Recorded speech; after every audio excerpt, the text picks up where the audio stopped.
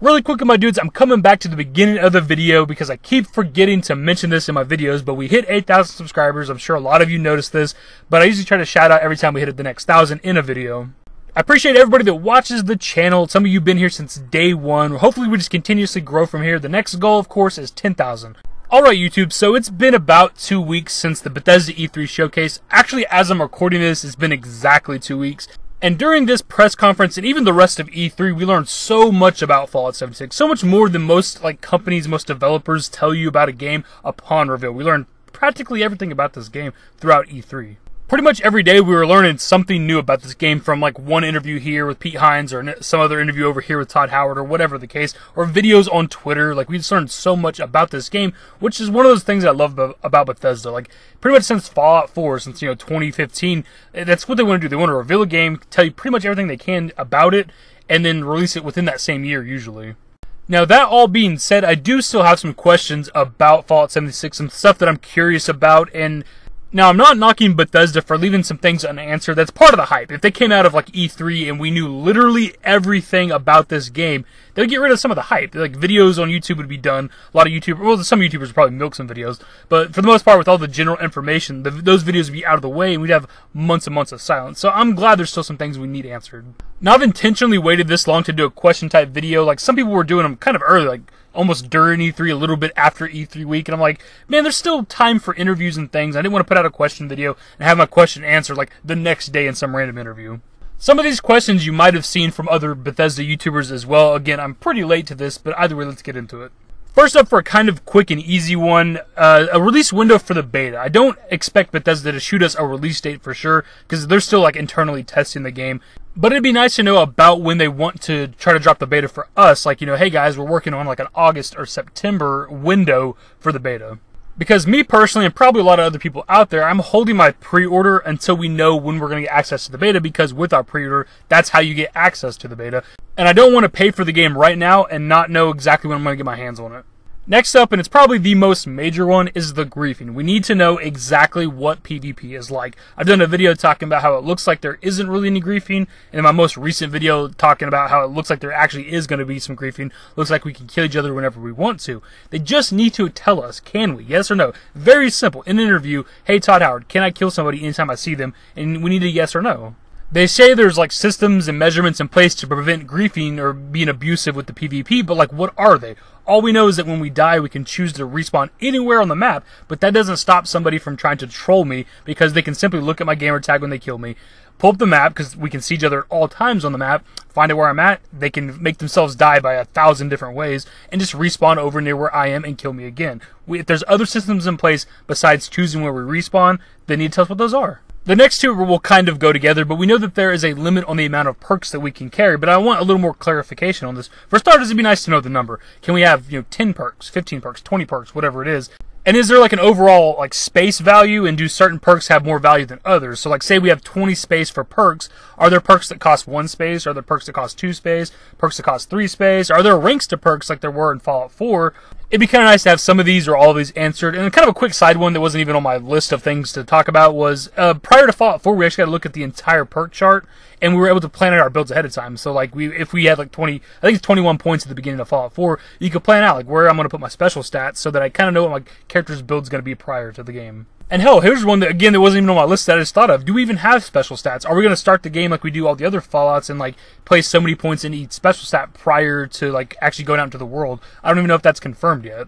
And then kind of coming off the perk stuff, because we know there's a limit to how many perks that we could have, is there a level cap? Because of the level cap, is that why we're limited on the amount of perks that we can have? I feel like there's got to be a level cap to some degree, because it's a multiplayer game, and I believe with Fallout, every time you level up, you gain more health and more carry space, if I'm not mistaken. So if you could just level infinitely, you'd have so much more health than somebody who's maybe level 20 or level 300 or something. And hell, I keep coming up with new questions as I'm recording this video. Speaking of the level cap, how does that work with PvP? Say the level cap's 50. What if I'm level 50 and there's somebody trying to fight me that's level 10? Do I just automatically destroy them? Is there any difference because of our levels besides perks, I suppose? Or is it like ESO, where in most of the PvP stuff, we get put on equal footing? Your level gets brought down to mine, or both of our levels are brought up to 25 or whatever the case. I can't remember, I haven't played ESO in a while, but it puts you on even ground. Now, I'm completely fine with this either way. I don't think somebody should be punished if they're a high level and they fight somebody who's low level. It's no different than like a rubber band system that was in Fallout 4. You come across a high level enemy, there's a red skull next to their name, they're gonna fucking wreck you. So I'm fine with it either way. This next one I've seen, and I believe it was Fudge Muppet's video about like questions they had for Fallout 76. And it's about whenever you nuke a location, obviously it gets destroyed, bunch of radiation, high-level enemies. But over time, the area gets repaired eventually, and then you can, get nukes, you can nuke it again and nuke other locations. But what happens if somebody like stands there? Like if I stood in the middle of that nuked location, would it eventually repair? Would it repair around me? Or if like the radiation's too high, like what if I stood, kind of outside of the irradiated zone? If I was just staring at like the main town from a distance, would I see it being repaired in front of me? Would it be instantaneous? Or if somebody stood there forever, if for whatever reason I never logged out of my character and just stared at this town and nobody ever killed me or anything, would it stay destroyed forever? Like how would that work? Could we eventually irradiate and destroy the entire map if we had people staring at all these locations? It's super not important, but it's very interesting, and I'd love to know the answer to it. Another quick but important one that a lot of people are worried about is when they're talking about the beta and stuff for this game, they keep talking about Xbox One, PS4, and Bethesda.net for the beta. Like, people are wondering if this game's going to come to PC as a whole. Or is this going to be a Bethesda.net exclusive game for the PC, which I don't think is the case. I can almost guarantee you that it's coming to Steam, of course. Like, it wouldn't make sense. They'd lose out on so much money and, and audience and players and stuff if it wasn't on Steam where a lot more people could access it. Plenty of other people have talked about this in videos, like, specifically about this subject, so I think it hasn't been answered yet. Next up, I want to talk about the looting. Obviously, whenever we kill each other, we cannot loot each other, which is a great thing. This isn't like a battle royale type of game or your other kind of survival games. Like, whatever I have on me goes with me whenever I respawn. You get nothing from killing me, essentially, which I think is supposed to kind of deter the PvP stuff and, like, trolling or whatever. But, like, say we're in a party together and we come across a chest and, like, I loot it and get some cool gun out of it. Are you going to get the exact same loot that I get? Or is there any loot in this chest at all since I have now looted it? And even if we're not in a party together, maybe me and you are just two random players that came across the same location, and I looted a chest before you. Do you get anything out of there? How's the loot going to work with everybody? Next up, we know that we can buy and sell from other players, but how exactly is this going to work? Like, what determines the prices of something? Is it perks and stats and stuff like that? Is there already predetermined prices? Or can we, like, barter and increase or lower prices for certain people if we wanted to? And something that kind of relates to this, we know there's no NPCs in the game outside of, like, robots and, like, the scorched ghouls or whatever, but is there going to be any way to buy stuff outside of other players? Is there going to be, like, a robotic vendor somewhere, like a Mr. Gutsy or whatever, that we can buy guns and stuff from? Or is it only from other players? Is everything that we get from looting? And again, another one that I just thought of as recording that should have been with the perks. We know that we can share perks amongst our party members, but how does this work exactly? Does any of the perks stack? Because this could be super overpowered, because me and my group of 3 friends could all take things that make us more offensive. Like, there's like rifleman or something that makes our guns do more damage, and by the end of it, I believe we do like 100% more damage, so double damage. If me and my 3 friends all have that perk maxed out, would we then all have plus 400% damage? Because that'd be pretty goddamn ridiculous.